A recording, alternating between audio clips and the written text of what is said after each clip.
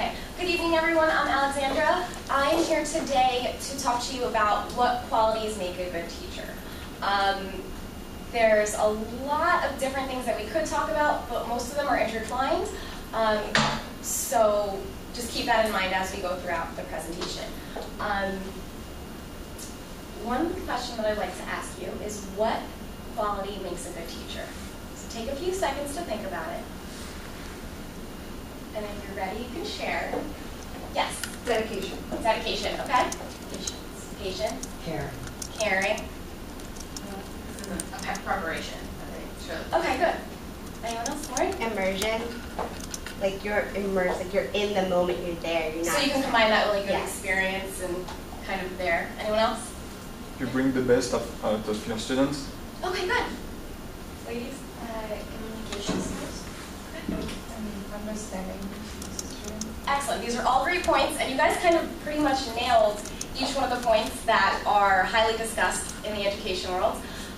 One thing that I always look forward to growing up was over the summer, you wait to get this one piece of letter, one piece of mail. Granted, I never got much mail as a kid anyway. Now I just get bills. So kind of wish it was more fun mail than bills. But you're always waiting for this letter over the summer, and it's going to tell you who your teacher is. You always, for some reason, as this is going back in my head, you always wanted this one particular teacher. Whether it was a friend told you about it, a sibling had her or him, but this teacher had certain qualities that made everyone want to get them. They wanted to be in their class and have them as their teacher. Growing up, it would turn into, obviously, more and more teachers when you're getting your schedules, but I think even we still do that now. I mean, raise your hand if you've been on Rate My Professor, and you make your schedule based off of that. It's true. So there's always that particular qualities that draw you to a certain teacher. So here's a list of the common, we kind of nailed all of them, and I'm going to go over the top 3 that I think fit best, which are creativity, knowledge, and passion, which kind of are combined in the things that you guys said. Just a little background on myself.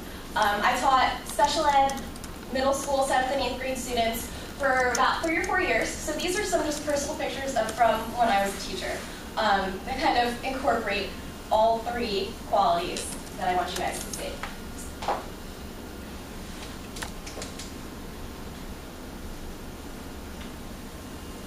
All right, so students don't care how much you know until they know how much you care. Showing them one side of you can change their dedication and the way that they are productive and work in class. So creativity. One of my favorite things about being a teacher is that you get to design your lessons yourself. You can be creative in different ways, okay? But it doesn't have to be artistically. I am a little artistic. I like Pinterest. I like that kind of stuff. So that does show.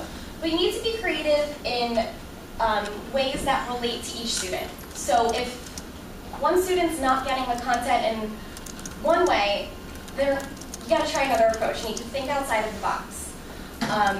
This one picture shows one way we were creative. We had a problem in our school with positive behavior. So in order to promote positive behavior, we did a lot of assemblies and ways to encourage it and rewarding them in positive ways. So raise your hand if you watched Minute to Win It.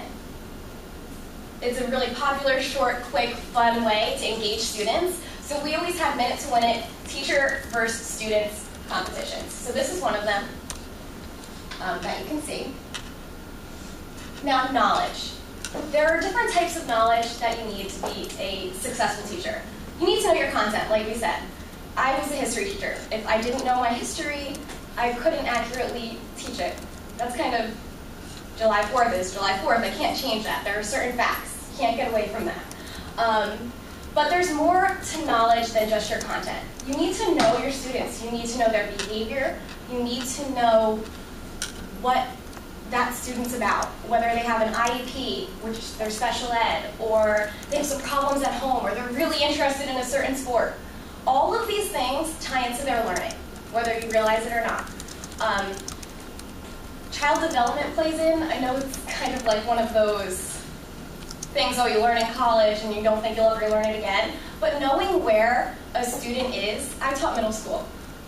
The attitude problems galore, whatever it was that day, something had happened that was very dramatic. You could all relate it to puberty.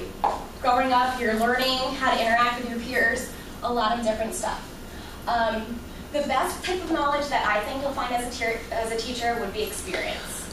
There are things that you're just going to learn that you're not going to learn in the classroom. Like you guys said, getting immersed in it, being there, seeing it, that kind of stuff. And it's always changing, the knowledge that you're going to use. So just definitely keeping up with it. Being passionate, enthusiastic is definitely a quality of a great teacher. If I didn't like history, for example, if I taught math, I wouldn't be as excited about it because I don't feel as confident about it. You have to be passionate for the content, but you also have to be passionate for the students.